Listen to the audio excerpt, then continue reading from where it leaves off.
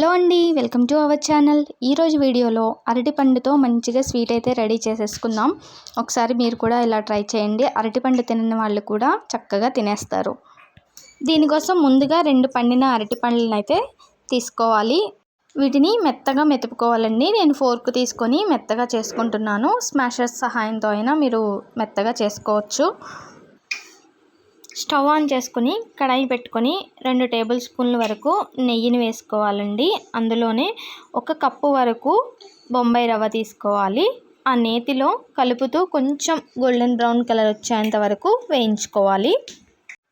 చూసారు కదా, మనకి తొందరగానే ఇది కలర్ చేంజ్ అయిపోతుందండి. ఇప్పుడు ముందుగా మెతిపెట్టుకున్న అరటిపండుని వేసుకుని రవ్వ అరటిపండు బాగా కలిసేలాగా మెతుపుకోవాలండి. చూసారు కదా, ఇలా మొత్తం కలుపుకున్న తర్వాత మనం పాలను తీసుకోవాలండి. 1 కప్పు బొంబాయి రవ్వకి 1 కప్పున్నర పాలైతే పోసుకోవాలి.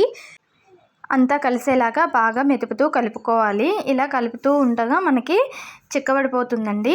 దీనిలోనే పంచదార వేసుకోవాలి. 1/2 కప్పు పంచదార అయితే సరిపోతుందండి.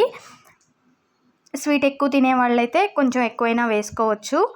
ఇలా ప్యాన్కి సపరేట్ అయ్యేంత వరకు మనం కలుపుతూ చేసుకోవాలి. దీనిలోనే కొంచెం యాలకుల పౌడర్ వేసుకోవాలండి.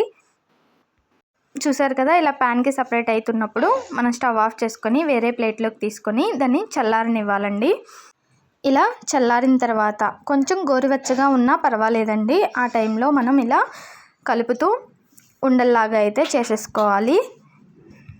చూసారు కదా, ఇలా చిన్న చిన్న బాల్స్ లాగా అయితే మనం చేసేసుకోవాలి.